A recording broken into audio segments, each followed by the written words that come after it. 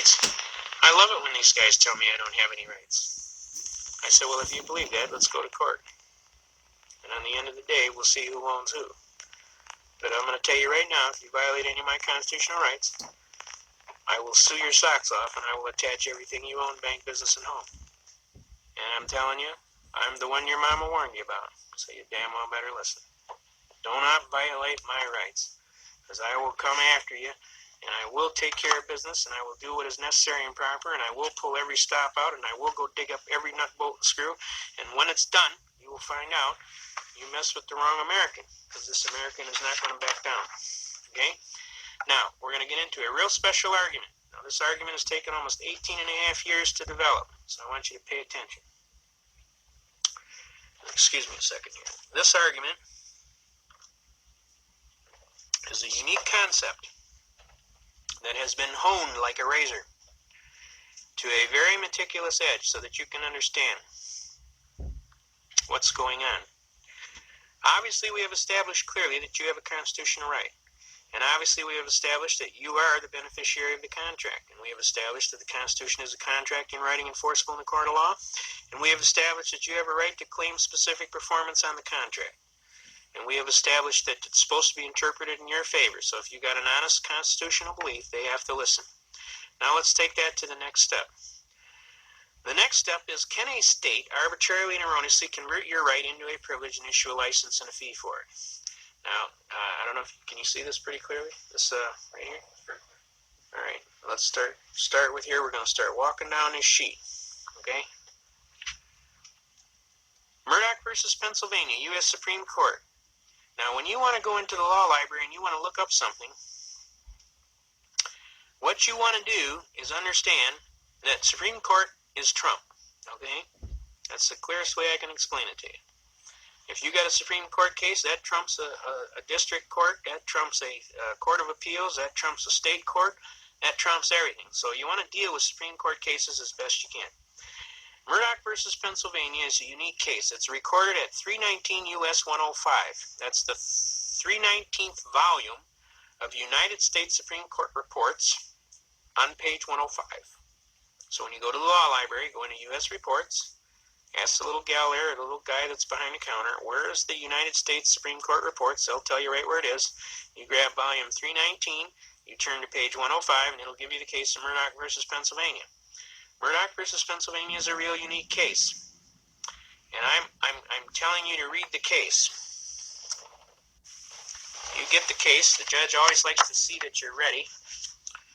And I'm going to summate basically the case briefly. Basically, it is a religious test case wherein Jehovah's Witnesses in the year of 1943 wanted their right to be able to go and preach among the public, because that is their right to evangelize, okay?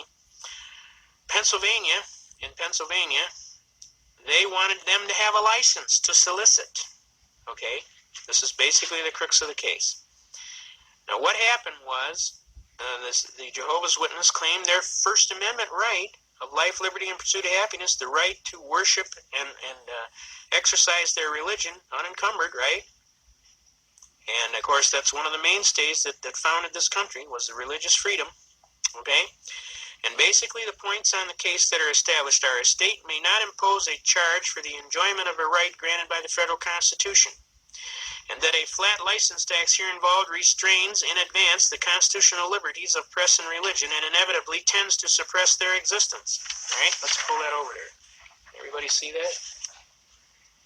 Okay. All right, I'll start again. A state may not impose a charge for the enjoyment of a right granted by the federal Constitution, and that a flat license tax here involved restrains in advance the constitutional liberties of the press and religion and inevitably tends to suppress the exercise thereof. That the ordinance is non-discriminatory and that it applies also to peddlers of wares and merchandise is immaterial. The liberties granted by the First Amendment are and in a preferred position. Since the privilege in question is guaranteed by the federal Constitution and exists independently of the state's authority, the inquiry as to whether the state has given something for which it cannot ask a return is irrelevant. All right? No state may convert a secured liberty into a privilege and issue a license and a fee for it. Now, a lot of people come back to me and say, well, I'm not a Jehovah's Witness, so that case doesn't apply to me. I want you to reach. I want you to understand, we're not talking about whether you're a Jehovah's Witness here. What we're talking about here is, are you an American and do you have rights? What they are talking about here is that these Jehovah's Witness people exercised their rights timely, that they had a right to worship and exercise and worship their God and evangelize as they chose, and that the state came in and arbitrarily converted that right into a privilege and issued a license and a fee for it. That is totally unconstitutional. Now, we took that case as a pioneering case, and we argued that case for all of your constitutional rights. All you need to do is keep in mind that you are an American and you have constitutional rights, number one. Number two, you have to keep in mind what right. Can you pull the right out of the Constitution? If you can pull the right out of the Constitution, and I'll give you an example. How about the right to travel freely and unencumbered, pursuant to Shriver versus Thompson, and we'll get into that. How about the right to keep and bear arms, right? Does a state have a right to require a license and a fee for the exercise of the right? And if they do, can you ignore the license and the fee? We'll get into that. Now, obviously, in this case, it's clearly established, and this is the premise of this case. No state may convert a secured liberty into a privilege, issue a license and a fee for it, and require you to have that. Otherwise, you committed a crime. That's totally 100% unconstitutional. I want that to get across real clear. Now let's jump to the next case. By the way, Murdoch is recorded at 319. That's the 319 volume. U.S. Reports, page 105. We'll start the case. All right? Go read the case, though. Make sure you read the case. I don't want anybody to come up and tell me they didn't read the case, because I'm going to get on you. You're not following. That's failure to follow instructions. Okay? Now, we're going to walk down the next step of this case. We took care of Murdoch here. Let's go to Shuttlesworth versus Birmingham, Alabama, which is recorded at volume 373. The same U.S. Reports. You go to volume 373, turn to page 262. When we go to Shuttlesworth versus Birmingham, Alabama, this is another unique religious case, okay?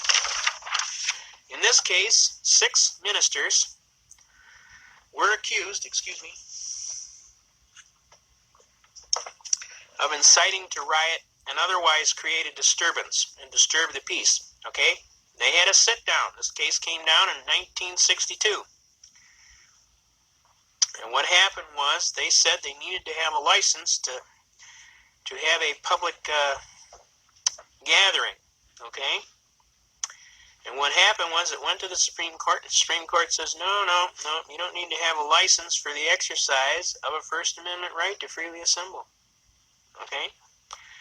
Right, basically the gist of the case is the Negro ministers were convicted in Alabama State Court of aiding and abetting in violation of criminal trespass ordinance in Birmingham, Alabama. The only evidence against them was to the effect that they had incited 10 Negro students to engage in a sit-down demonstration at a white lunch counter. Actually, there were 6 ministers, but only 2 got charged, as a protest against the racial segregation. And they cite other cases. A lot of times you can find other cases in these cases. In Gover versus City of Birmingham, Alabama, this court today holds, on the authority of Peterson versus City of Greenville, that the convictions of those 10 students for criminal trespass were constitutionally invalid. Since those convictions have been set aside, it follows that these petitioners did not incite or aid and abet any crime, and that therefore the convictions of these petitioners must be set aside. Now, basically what they were claiming is their constitutional right to freely assemble. The cities was claiming that they had to have a license to put on a demonstration, which they didn't have, and they were charging them with a criminal trespass for not having a valid license to freely assemble and or protest, okay? Now, the gist of this case, I want you to see the significance of this case in view of the case we gave you before that. Murdoch versus Pennsylvania clearly established that no state could convert a secured liberty into a privilege and issue a license and a fee for it. Has everybody got that? Shuttlesworth versus Birmingham, Alabama said that if the state does convert your right into a privilege and issue a license and a fee for it, you can ignore the license and a fee and engage in the right with impunity. That means they can't punish you. They got to let you go. All right? Does everybody see that?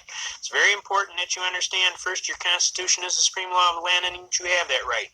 And that right shall not be infringed, and it's supposed to be enforced in favor of you, the clearly intended and expressly designated beneficiary. It's very important that you understand that no state may convert that right into a privilege and issue a license and a fee for it. And if they do, Shuttlesworth versus Birmingham, Alabama says you can ignore the license and engage in the right with impunity. That means they can't punish you. Now, the next case is very important, and it's very important that you see the argument. Okay? That's United States versus Bishop.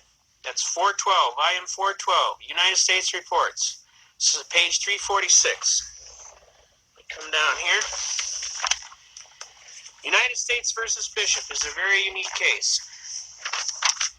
Basically, what Bishop does is it sets a standard for what constitutes a criminal violation in terms of willful intent. Okay? Willfulness is one of the major elements that is required to be proven. In any criminal element, you have to prove, one, that you're the party, two, that you had a method or an opportunity to do the thing, and third, that you did so with a willful intent. Now, when we get to willful intent, willful is defined as an evil motive or intent to avoid a known duty or task under the law with a moral certainty. Obviously, in the previous two cases, you have decided that you have relied on the United States Constitution. And you have relied on decisions of the United States Supreme Court. So, could you have willfully done any deed or crime? Obviously not. So guess what? This case stipulates that you have a perfect defense to the element of willfulness. All right? Since the burden on the prosecution is to prove that you did willfully and knowingly avoid a known duty or task under the law with a moral certainty, he cannot perform that task, can he? Because it's obviously you have a constitutional immunity to that. The previous case, Shuttlesworth versus Birmingham, Alabama, says they couldn't even punish you. The case before that said you didn't need a license for the exercise of a right. And the case before that said your constitutional right is supreme over any state law. So if they pass a law in violation of your Constitution, the Constitution overwhelms the state law. So the law doesn't even exist in law. Does everybody see that? Now, since the prosecutor does not have a cause of action for which relief can be granted, Your Honor, may it please the court, counsel is specifically precluded from performing his major task. Therefore, Your Honor, may it please the court, at this time I would motion most graciously for a dismissal with prejudice for failure to state a cause of action for which relief may be granted by this honorable court, and I'd kind of like to collect my costs and fees for having to defend this patently frivolous and spurious complaint, sir. May it please the court. Laughter will usually break out thereafter, at which point the judge will usually turn to the prosecutor and say, "Well, Mr. Gross, what do you think we ought to do about this young fella?" And he'll say, "I'd go for the motion to dismiss, Your Honor." And the judge will turn to him and say, "That's a good answer, because I don't think you're ready for this kid today." And 40 attorneys will break out laughing. Okay, that's actually happened to me, folks. I'm telling you, this argument is a killer argument. It's good for every single constitutional right you've got. All you have to do is fill in the blanks. What constitutional right? Prove that you have the constitutional right. Tell them the state doesn't have a right to convert that right into a privilege. Tell them that they can't even punish you if they do.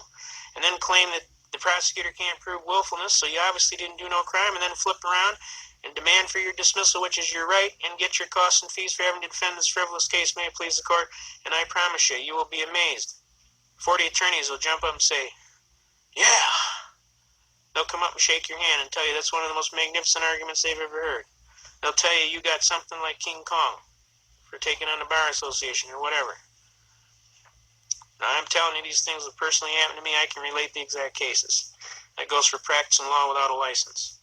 Obviously, you got a right to work. You got a right to contract your right to work as you see fit, not as some arbitrary and capricious Bar Association sees fit. Right? Doesn't that make sense to you? You don't want to belong to the union, that's your right. This is a right to work state, right? The bottom line is this. They cannot compel you to have a license or pay a fee for the exercise of your right. And if they do, you can ignore the license and a fee and engage in the right with impunity. That means they can't punish you. And since you got a perfect defense to the element of willfulness, they cannot punish you. They have to dismiss. They do not have a cause of action. Now, this argument I'm telling you has taken us over 18 years to develop in courts and in law libraries over the years, and just kind of compiling and arguing cases and doing this. This argument is a killer argument. Have they ever won against us on this argument? Nor could they in the United States of America as long as the Constitution stands. I'm asking that you pay attention to this argument and start utilizing it. We'll show you some of the techniques later in the second half, all right? Now, the word willfully has the same meaning, all right? In controlling the voluntary, intentional violation of a known legal duty. And the distinction between the statute is found in the additional misconduct that is essential to the violation of the felony provision. If they can't prove willfulness, they can't prove nada. Okay? Because everybody got that. Now, let's go to the next one.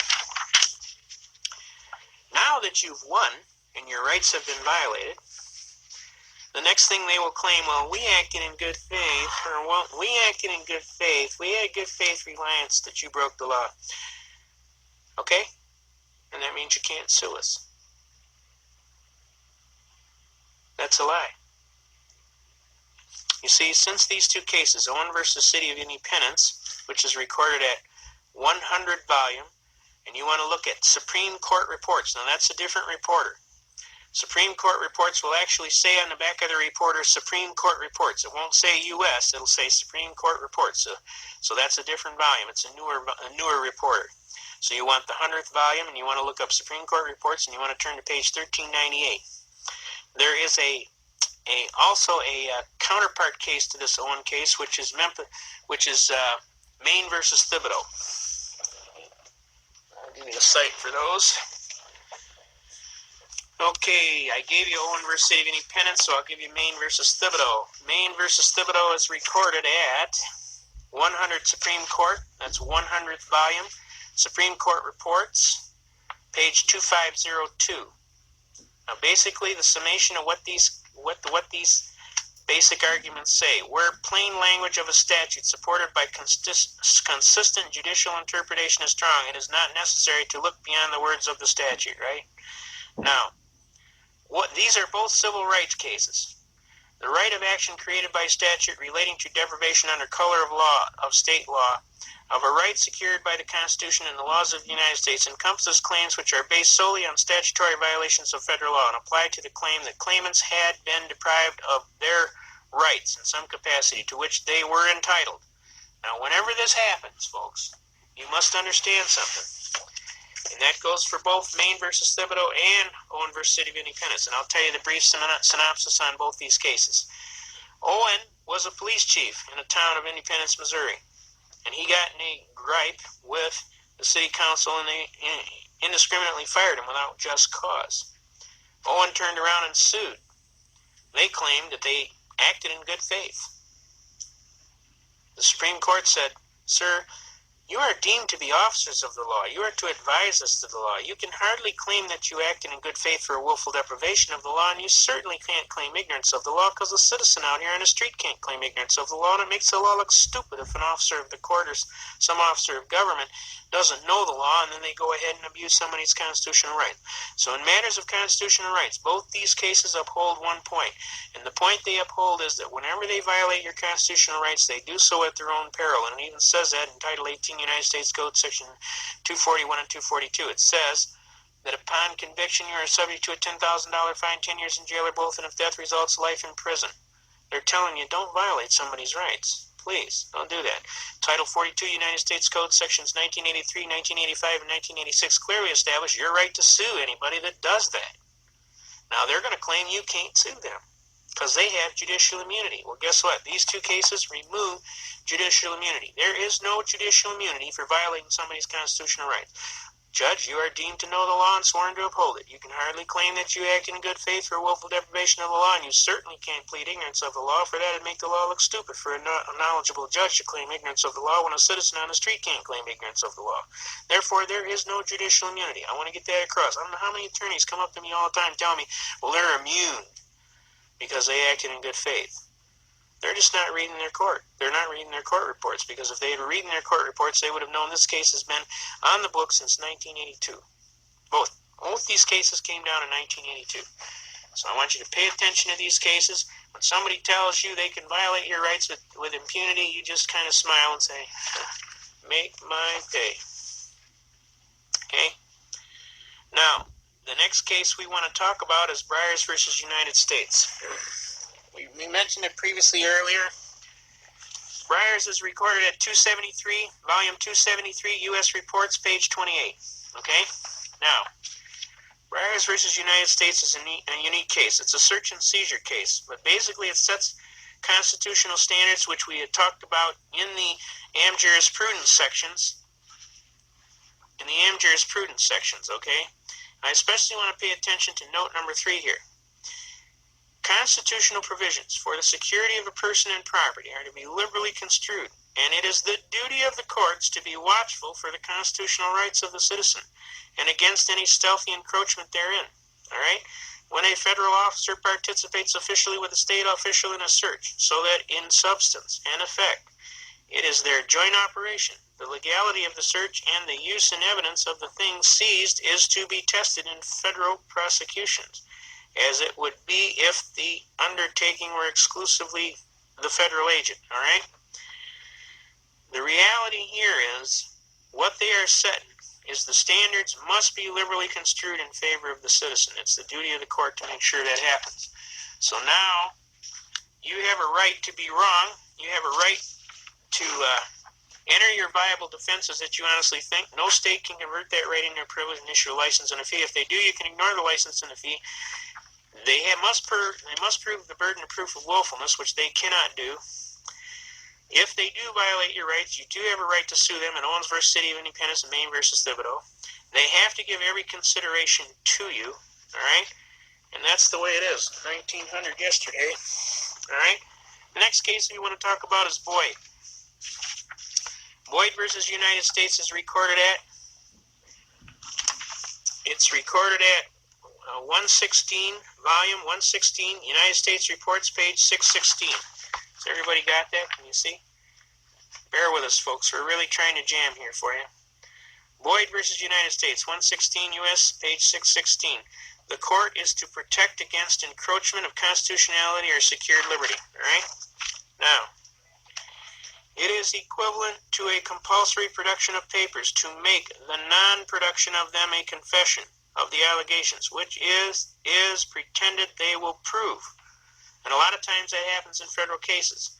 They'll claim something, they won't prove it. It's happened to me, believe me. And then the fact that they've claimed it makes it true. All right? Now, excuse me. And then, of course, you have to prove a negative, which is impossible. All right? Now, the seizure or compulsory production of a man's private papers to be used in evidence against him is equivalent to compelling him to be a witness against himself in violation of the Fifth Amendment, and in a prosecution for a crime, penalty, or forfeiture is equally within the prohibition of the Fifth Amendment. See that? Now, the bottom line here is Boyd protects against encroachment of constitutionally secured liberties. It's arguing the Fifth Amendment here, but it's basically arguing against encroachment, all right? So that's one you want to pay attention to when you're coming, especially to things on search and seizure natures. Another good case that you should know is your Miranda versus Arizona. And folks, I'm going to tell you something, and even I can learn something. Not that I'm that much above you. I want to come to you humbly, in humility. I'm telling you, I've read and I know, and there's a lot of things about the law, and I've been my own attorney for over 25 years, and I kick the tail out of them, I'll be honest with you. But I always can learn something, and I'm not stupid enough ever not to realize that. And the next thing I'm going to tell you is probably one of the most important things we're going to tell you today. This is the Miranda versus Arizona decision. It's recorded at 384, volume 384 U.S., that's U.S. Reports, page 436. Now, this is a heavy-duty case. Every American should know this case backward and forward, upside down, and other. All right? Miranda versus Arizona. This is the one that says you got a right to remain silent, you got a right to an attorney, you got a right to have your attorney present during questioning. Anything you say can and will be held against you in a court of law. If you can't afford an attorney, one will be appointed for you by the court. Do you wish to make any statement on your behalf, and you understand the rights that I have spoken to you? As soon as they stop you, talk to you, as soon as they start talking to you, they are required to say that. If they don't say that, they screwed up. If they haul you into jail and they don't tell you this, read it to you, and then they want to make you sign a little statement that you know your rights and you knowingly waived them, please, folks, don't sign that statement. Use your head for something other than a hat rack. Do not sign that statement, ever. You are knowingly waiving your constitutional rights. Don't ever do that. I mean, they don't make it that hard.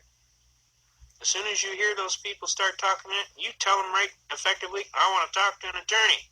And I'm not saying nothing until I talk to an attorney, especially if you're talking to federal people, BATF. These people will lie, cheat, steal. They will do anything they can to hammer you. Their whole purpose in life is to hammer you. I don't want you to think, oh, what nice guys. So maybe we can just work this out. Why don't we just talk and maybe we can get things worked out? You don't talk to these people, folks. And you're talking to somebody who learned the hard way.